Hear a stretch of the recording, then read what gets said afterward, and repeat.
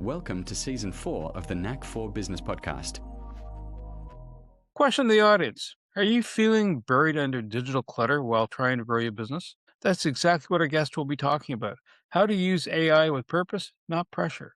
In this episode, he'll share how entrepreneurs can escape tech overwhelm, think more clearly, and build businesses that align with their values instead of burning them out. Our guest today is Joshua Hale from the Entrepreneur's Compass. He's the founder of the Entrepreneur's Compass. He helps business owners cut through the digital chaos, build companies that truly reflect who they are. A multidimensional strategist blending AI expertise with the grounded insight of homestead living, Joshua guides entrepreneurs towards that clarity, that intentional use of technology, and sustainable success. From his base in rural Washington, he's cultivating both thriving businesses and resilient local communities, proving that innovation and integrity can grow side by side. His best descriptor is Life First Business Architect. Joshua, an absolute pleasure having you here today. Welcome. Do you have a favorite quote or saying you want to share with folks? Well, Bernie, Wayne, thanks so much for having me. And I just say, let's go. This is going to be an exciting conversation. We're in this age of AI. There's a lot to be concerned about. There's a lot to be excited about. And I'm here to talk about it all. So, multi-generational home, and you're in the digital AI. Multi-generational. When I think back to my social studies back in the day when I was a wee young gaffer, that was like grandparents, extended family. It would be the best descriptor. How do you go from that rustic lifestyle, which is healthy for you, and then go into AI? How does that all kind of wrap into your space? Well, I've always been fascinated, with the digital world. I used to be a downtown party animal DJ who got into DJing with digital music when MP3s came out. So I was always pretty fascinated with technology and its ability to make life a little bit easier and a little bit more complicated at the same time. And that naturally grew, especially as I, went from working a 9 to 5 paycheck job and feeling stuck to then wanting to, do something on my own. And my first entrepreneurial business involved creating affirmation tracks for people, taking my DJ audio background and coaching them to come up with, like 30 affirmations that were positive power statements. And then taking that, getting a recording from the client, and then taking the first half and bringing it below earshot. So it became a subliminal message of the client to themselves. And then, put on some nice, cool ambient music on top of that.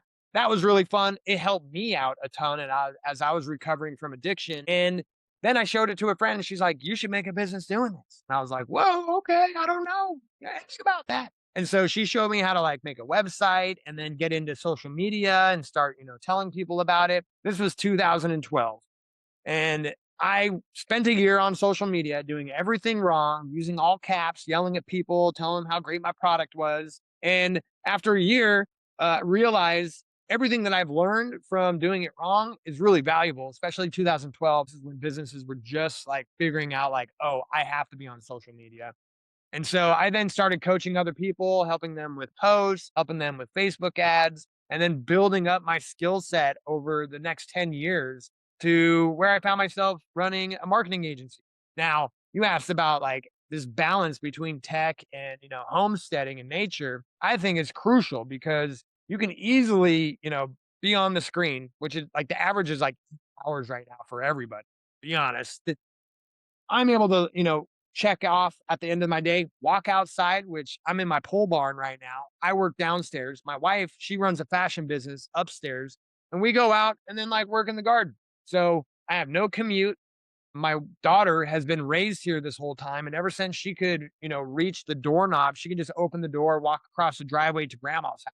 And, we saved a lot of money on childcare that way. But also my wife's parents, they when I first met them, they were running their own kayak business that they had started, and they were starting to think about retirement and how to hand off their business. And so we all came up with the idea of like, with how crazy the world is. This was 10 years ago.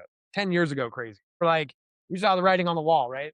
We should all just move onto a property together. And they took a chance with us, right? Some 30-year-old new entrepreneurs. They helped us out and get established with our businesses. Meanwhile, they saw us as like an insurance plan, right? Because they were now getting into 70s, 80s. And to have some strapping young buck that was able to, help move some piles of dirt seemed like a pretty good investment for them. So that's how I found myself on this multi-generational farm. It took us 5 years to find just the right property with an established house. And then we converted the 2-car bay garage into our compact home. Then we built a full barn for our businesses. And now we have a pretty sweet situation, living 15 minutes from downtown in Bellingham. So I don't have to go too far for groceries. And now I'm starting to build community around us to help us insulate us from this like mad world. Because as far as I, keep looking on the news, things aren't getting any better anytime soon. And so being able to then advance my digital skills along with my, secure home and living skills created this balance to where I could get super nerdy and techy just like this. And, I got 3 monitors set up and I'm considered a holistic tech wizard is like my tagline, right? So I'm able to live this way and then walk outside, ground myself, get back into nature,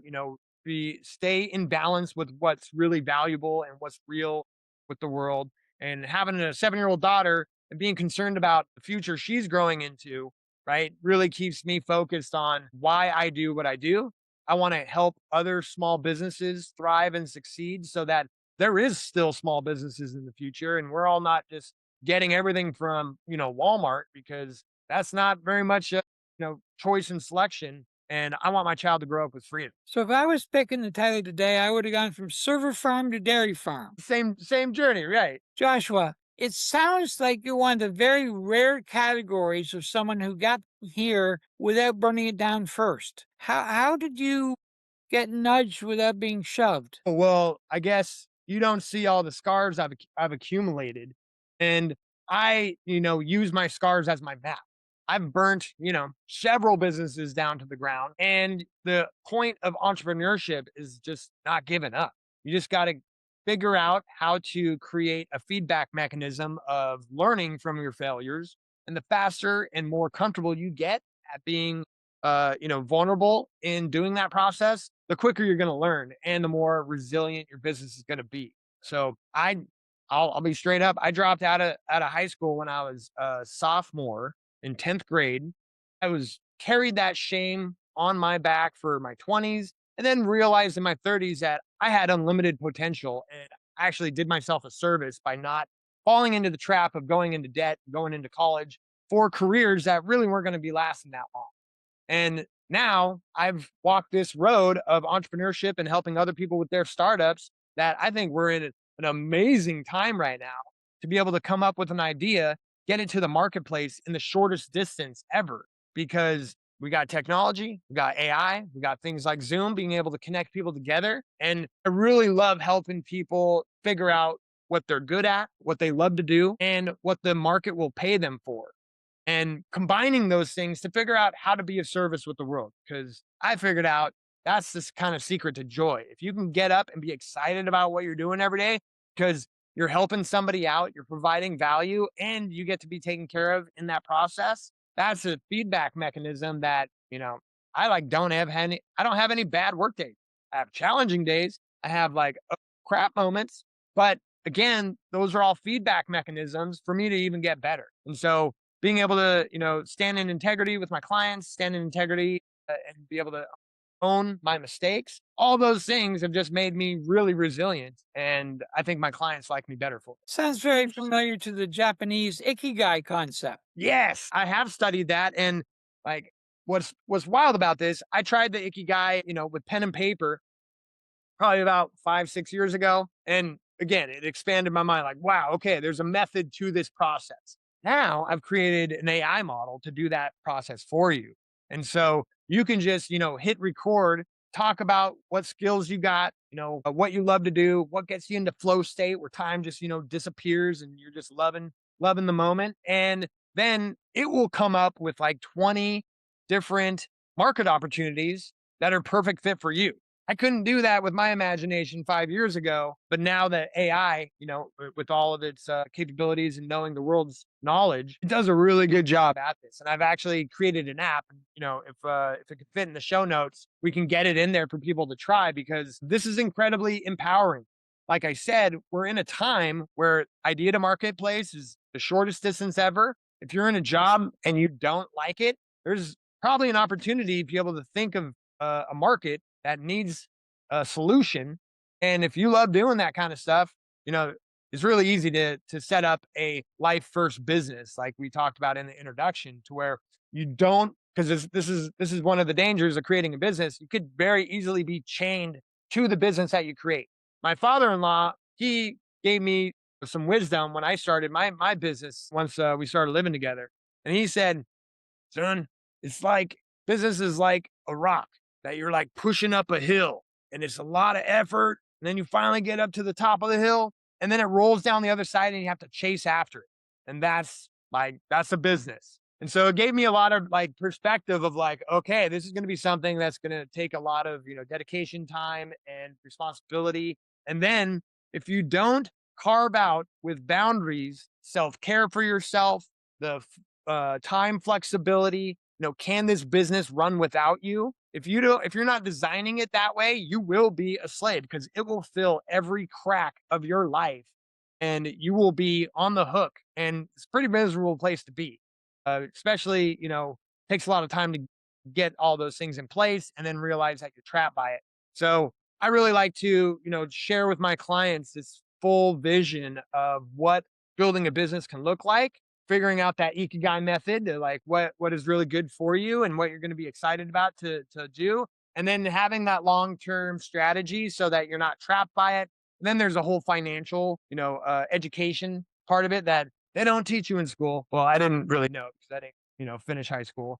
But from what I heard, they don't actually teach you, the realistic world of finances and how to secure your money so that the IRS, who all of a sudden becomes a partner in your business, they're taking a very large cut out of what you make with your labor each year. And if you're ignorant, they will take a lot.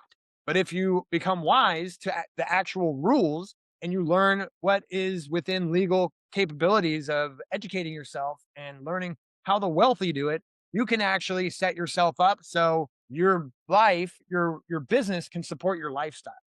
Give you an example of this. My wife, she's into fashion. She makes cut up yoga apparel. She's pretty successful on Etsy. 2 weeks ago, we all took off in the middle of the week to a rustic town about 2 hours away called Mazama. We rented a cabin and we met a bunch of friends over there. It was chaos. If anybody's a family man, you'll understand. But 3 families, 7 kids, all in one house. It was pretty epic. But if you're not a family man, you probably would have had a different experience. That whole process, although, was able to be written off by her business and my business. We sat around the table. We talked about our businesses because they're all entrepreneurs too. And I got to share my experience and my wisdom with them. And that's a write-off. I'm conducting business on this travel trip. Now, my wife, she brought her clothes over and, it was turning into fall. All the trees are golden. It was beautiful. We had a cabin right on, the river. And so we did a couple photo shoots so that she was able to legitimately write off the travel, write off the cabin, and make that a business expense as well. So it's really about designing your life so that the business is supporting that. Not only, being trapped within it, but like literally that the government would have charged us 30% of all those expenses that occurred on that trip, unless we were able to write it off as a small business. Sounds like your accountant is your buddy also, and your tax planner. You mentioned something earlier, and it doesn't juxtapose well with AI and rustic. And at the end of the day, that might be a missed opportunity for some folks, but it isn't one for you. And now you even have an app. First off, why AI? Second off, what's the name of the app, and how do you find it? And what does that app do? So AI, a lot of misconceptions around it. It's a really vague term. It's been around for probably like, I don't know, 30, 40 years, maybe 50, 60. And from my understanding, it's just been this mathematical algorithm that has been building over mankind's history for, say, 50, 60 years. And something really radical happened in like 2016, 17. I was actually meeting a client at a skyrise downtown Seattle, and we had a meeting, and then she had 2 developers at the table. during the break, they went over in the corner and they were just cracking up. And I was like, went over, what are you guys laughing at? What's so funny? And they showed me on their phone and they said, we're looking at two chatbots talking to each other. I like looked at it and it was the most incoherent conversation. It was gobbledygook. Nothing made sense. And I was like, what are you doing wasting your time watching this? This has got to be the dumbest thing ever. Little did I know, right? The invention of AI chatbots. So what happened, OpenAI was the first ones to do this. They figured out like, hey, there's something here. What if we were to give it more data? And they basically scraped the whole internet, threw it at the chatbots, and then all of a sudden it just started making sense. Like still to this day, they really don't know the little black box of like how this stuff works, other than more data, it gets smarter. And like I said, when ChatGPT came out, I was working at a marketing agency and I was able to go test it out in my industries. Now, AI is still a super vague term, but this tool is not Terminator. It could one day create Terminator, but right now it's not. And it's when they released it, it really was an incredible opportunity, especially for entrepreneurs. Because when I, stumbled my way into the entrepreneurial forest, I had no lantern. It was in the dark. I kept smacking my face and limbs and trees. And now we have AI that could literally map out your full journey in front of you so you don't have any dark spots and unknowns, you know, go 5 years, make $7 million and then get hit by the IRS, surprises. All these things can now be accounted for the average person. And that information was not available, beforehand. I'll give you a new example. In my Entrepreneur's Compass service that I offer, I help people map out, their marketing, their audience research, offer refinement, and then their messaging. And something that just happened in this last year, AI now has access to the internet and real-time information. Now, there's an agency called McKinsey. McKinsey, turns out, for the last maybe 20 years, they've been offering strategic advice to, Fortune 500 companies, and the starting price to work with them is like $500,000, all the way up to, millions. And they'll create a report for you, the best graphics you've ever seen, graphs, industry information, your competitor mapping. All this stuff was completely unavailable to small businesses. Now, with AI, I figured out how to create near quality results of these McKinsey-style reports that are affordable for small businesses to understand, what's the landscape that their industry is in, what's coming up ahead, what just happened, and how they can, scope out what their competitors are doing. And it creates about like a 50-page report that is real time. Now, this information was completely unattainable before. And now we can like map out our businesses and it doesn't cost, $50,000 or $500,000 to like get this intel. I was running my marketing agency when ChatGPT came out, like I said, and it cost $10,000 to bring on a big client and to roll out our services. I had 8 contractors, copywriters are expensive. And so that whole process would take about 6 to 10 weeks. I now can do it in, just a couple days. And so my overhead is a lot lighter. And now I can pass on these savings to, businesses. And the cool thing is, it's a process just like this to where I can interview you and ask you about your business, take your wisdom, your experience from working it and building it, and then take that transcript in real time, feed it into the AI.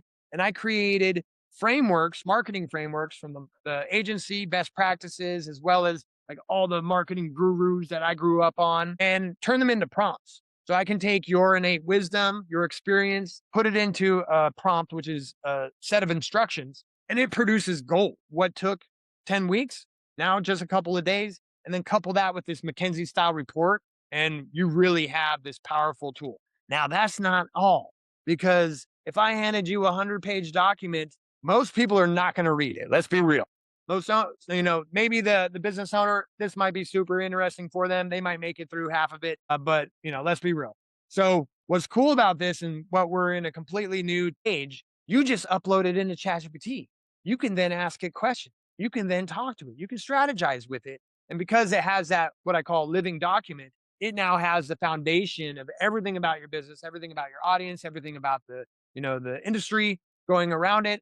And so if you need, email to sell your product, it can do it like that. And instead of just going to ChatGPT right now and saying, "Hey, I need an email," it's going to give you a very generic response because it doesn't have all that context. So with that document, I'm basically, giving you a 24/7 consultant that you can take to your own team, take to your own marketing, people, get everybody to use this resource and all be, AI superstars with just a little bit of training. I'm not supposed to wake you up at 3 o'clock in the morning? And they won't wake you up. It's actually What if you're with the cow and you're bothering the cow and they're going, "What's going on out there? Someone's rustling the cattle." Sorry, wait. this week we're dealing with a cat that had to get stitches because we're pretty sure it was an owl that gave it a pretty good gash on its side. And so that comes with living out in the country. 12 dangers. Tell me more. Well, as I alluded to, there's a lot of concerns about AI, right? And a lot of them is hype. A lot of them is media spin. It's a really weird atmosphere right now on mainstream news. There's a lot of hype artists saying, this could run your whole business. There's a lot of people saying how dangerous this is, and that the last study that just came out was talking about its huge error rate and that like it couldn't be trusted. And that study that just came out was talking about, out of the box with no context. Is it going to like make some mistakes? Yes. But if you know how to use AI and you're able to actually, give it the context it needs, the error rates go way down. But there's some much more dangerous, aspects of AI that need to be talked about, like weaponry. This is not being talked about. The military is actively building this stuff. And if we take the human aspect, even if it's like a human remote control driver, driving the drones out of the equation, and it's just robots making some logical decisions, that's bad for the humankind. And nobody's talking about that. Now, if you guys remember a movie called I, Robot, came out, Will Ferrell, long time ago now. AI robots, started taking over the world kind of thing. Will Smith, not Will Ferrell. Otherwise, it'd have to be a Christmas movie, in which case that's a whole different other thing. Sorry. So in iRobot, they at least had this like universal rule that AI had to abide by, which was like, don't harm humans. We don't have that right now. And like literally the robots are in production. They're being rolled out in the next 2 years. And there's no like universal consensus of like, hey, make sure the humans stay alive. So very legitimate concerns. It's not really being talked about. Government and big corporations like Oracle and ChatGPT or OpenAI and the government, they're in these partnerships. The government's adopting this AI. There's really no regulations that are, looking out to make sure the humans don't get extinct. So these things are very concerning. Privacy is another big one. We've been trailing and leaking our data for like the last 15 years since using the internet.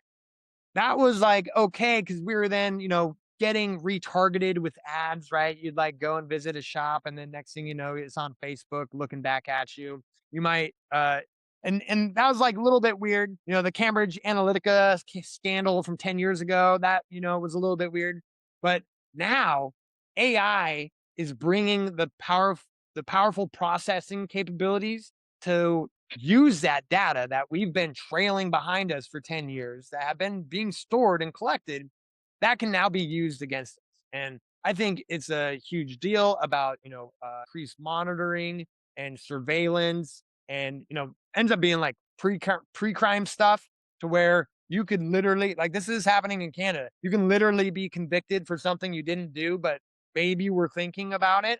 That stuff's like, they've been making movies about this for the last decades, and like they all have bad endings. And so that, I think, is leading to an aspect of that. I'm a huge proponent for AI, because big corporations, big governments, they're gonna end up having their own powerful model.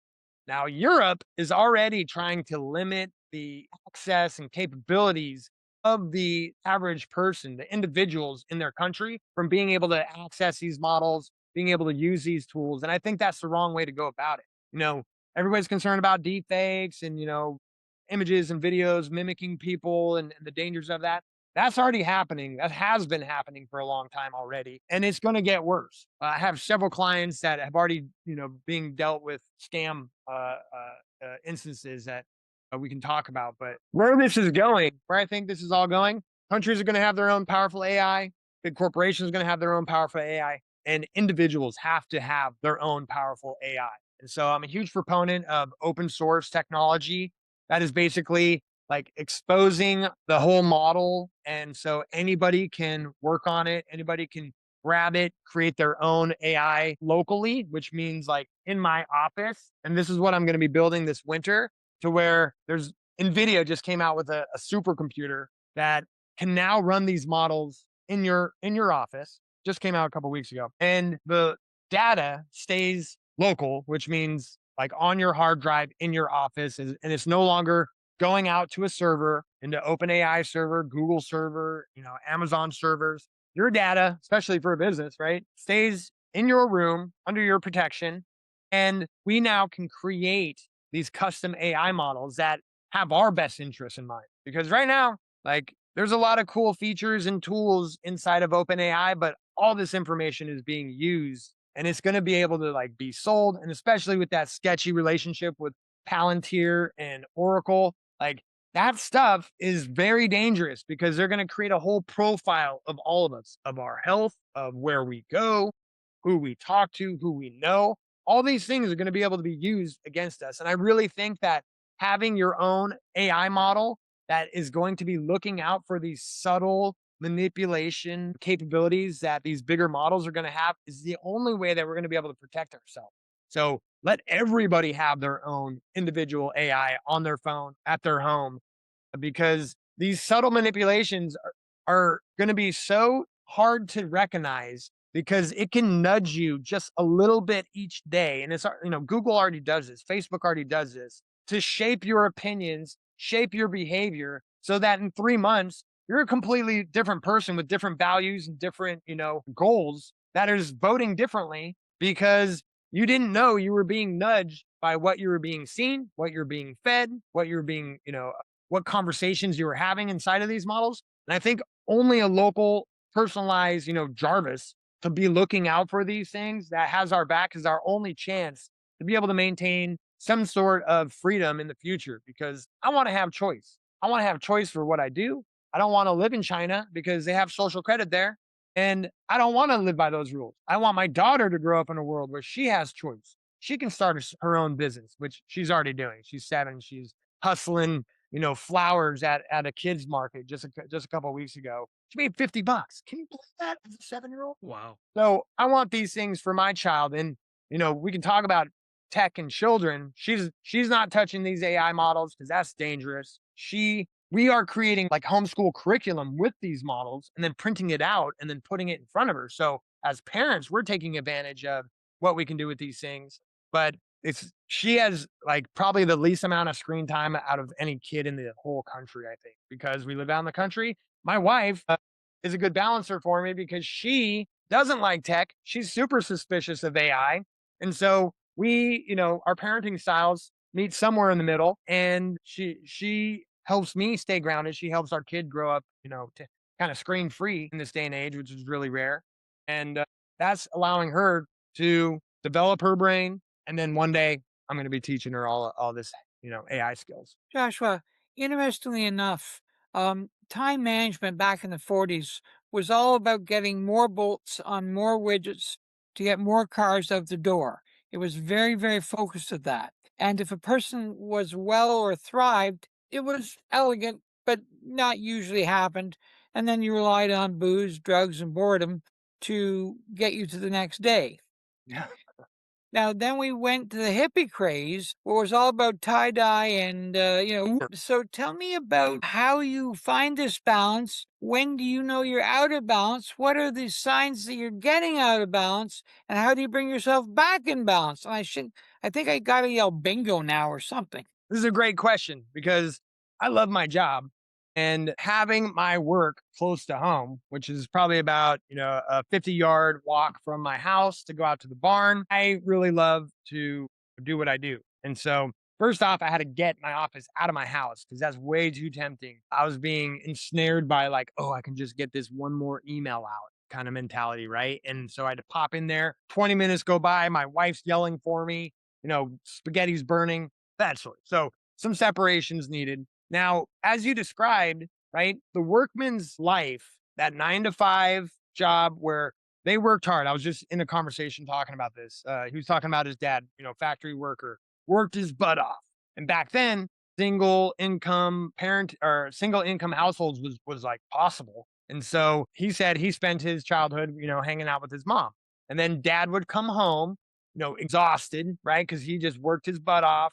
And he had this mental outlook that like, I'm providing for my family. I just worked hard.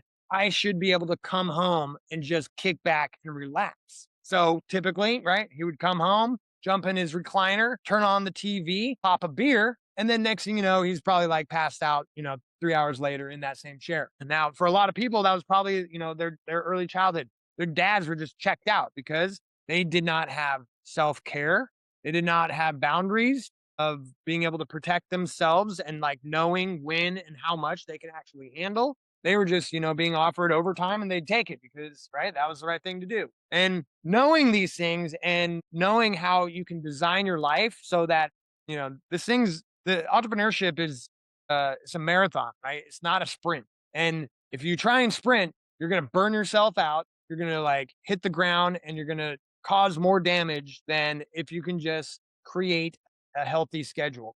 Now, I just got trapped in this just in the last 2 weeks. I've came across this software to help people get in front of their customers without ads or SEO.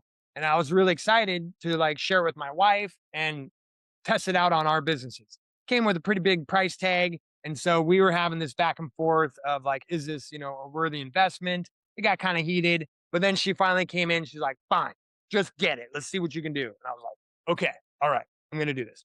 So first, I was super excited because like new tool, cool AI capabilities, great. And my brain was waking up at 4:30 in the morning.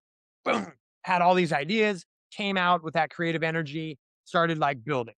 And day 1 was fun. Day 2 was fun. Day 3, I was still waking up at 4:30 in the morning and just like on and needing to go out and build. And by day 4, I was like needing naps by mid-afternoon. I was completely, exhausted by the evenings. By after dinner time, I was checked out. I wasn't playing with my kid.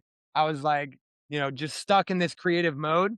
And I've adopted sauna and cold plunging as one of my self-care practices. And so on day 4, I went and did that, had a nice sauna, relaxed, then jumped in the cold.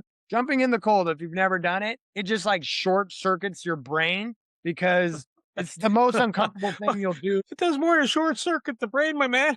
There's a whole bunch of other physiological things that happen. Like, oh, look, everything's gone in. Yeah, that's true.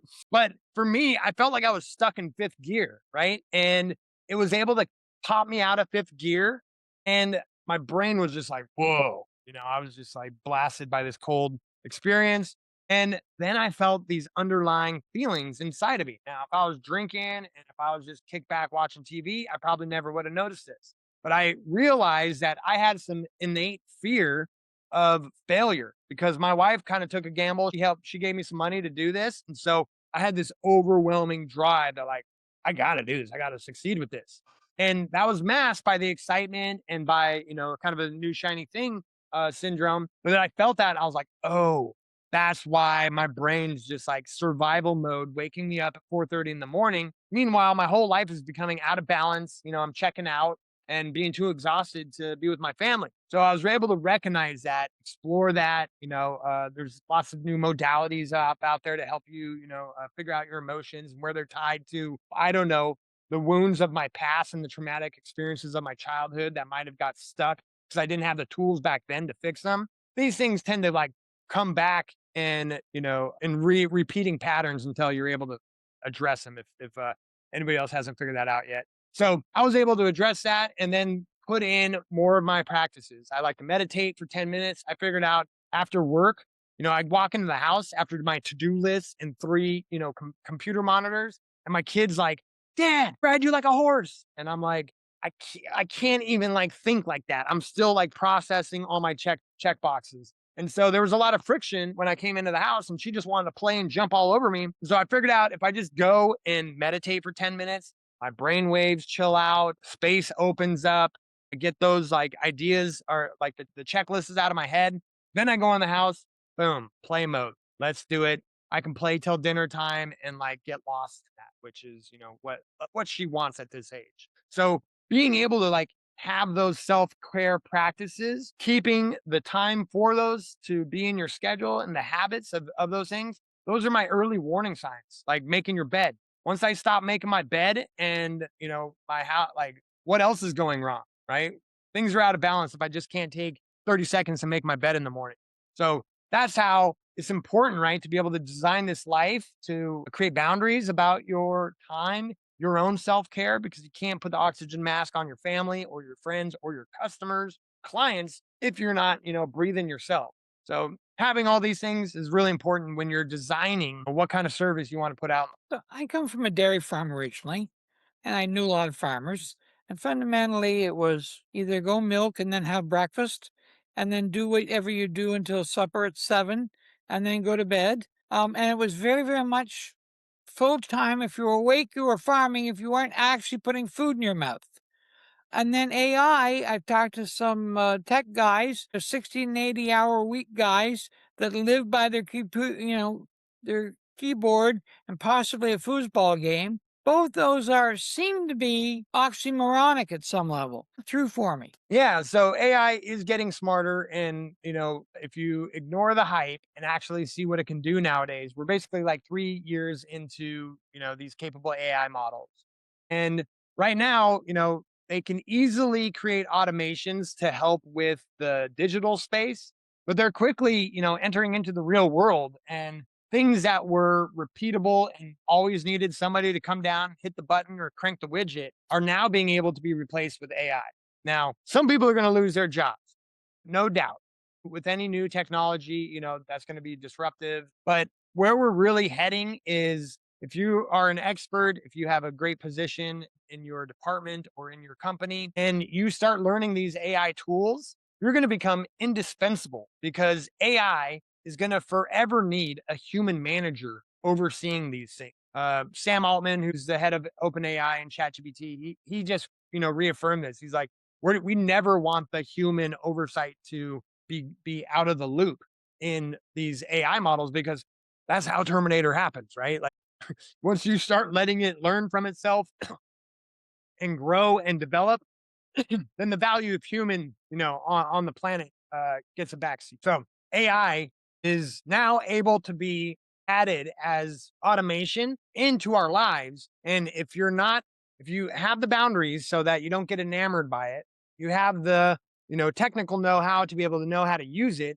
you can literally start buying back your time with it so that you're not stuck milking and feeding all the animals. You can start supplementing some of the lower task jobs so that you can actually create space. Like you said early on, typically for a corporation, that means like good. That means you can work more, right? But we know, we can't just like work ourselves to the bone. A good team is somebody who's well rested and, has that space to be able to have those creative ideas and isn't just like always, cranking that pen or the widget.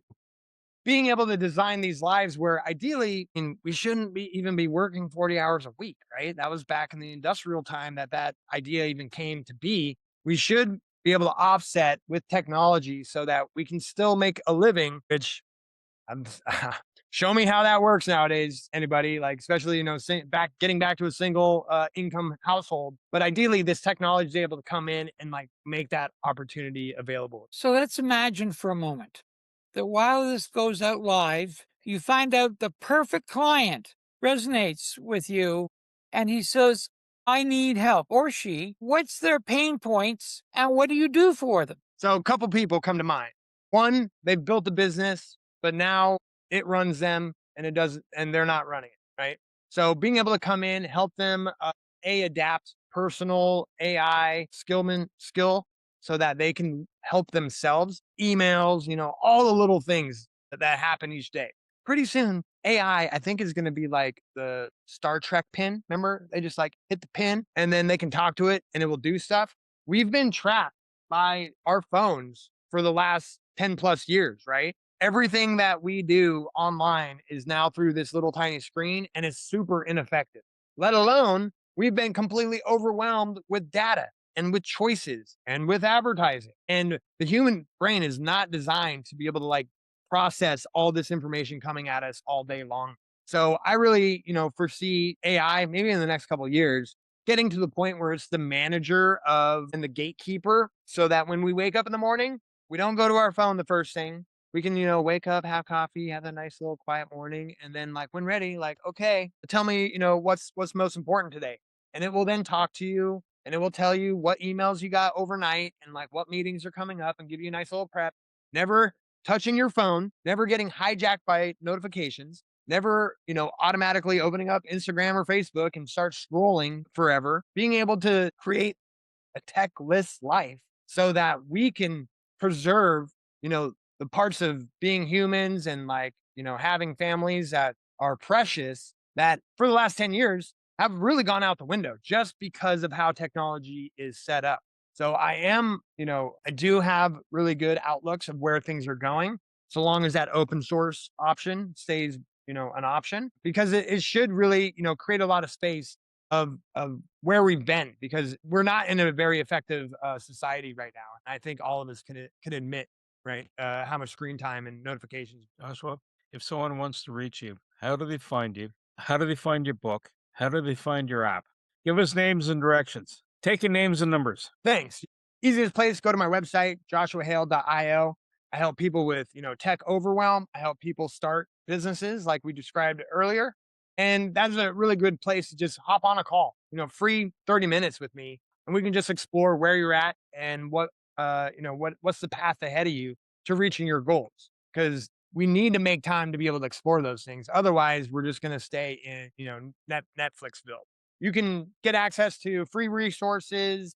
My app's going to be on my website. I have a ton of fun AI tools that I can share with you. You can join my newsletter where I share what's happening on the farm each week, and then all the greatest tech news that's going on as well. Joshua, I want to say thank you so much. Full of energy, and it's great to see that contrast. There's rustic, yet there's tech, and you're having success, both with the business, the family, and the farm. To my co-host, Wayne, thank you. And you, the Knack for Business listeners, we appreciate your time. And you know what?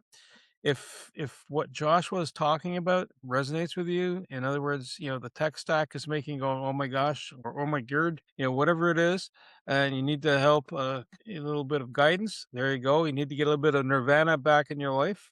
Joshua's the man to reach out to. To reach the podcast hosts, email them at info@creativeinsight.com or by the website creativeinsight.com, spelled KREATIVISIGHT.com. To reach Wayne at his email, wayne@motive8u.ca, that is MOTIVE, the numeral 8 and the letter u.ca, or his website, motive8u.ca. If you would like to be a guest on this podcast and share your knowledge, let us know. We would also appreciate your feedback on the content or format. Check the show notes for more details. For these podcasts, we like to acknowledge the support and thanks to the following people. Carl Richards from Podcast Solutions Made Simple, a renowned podcast expert.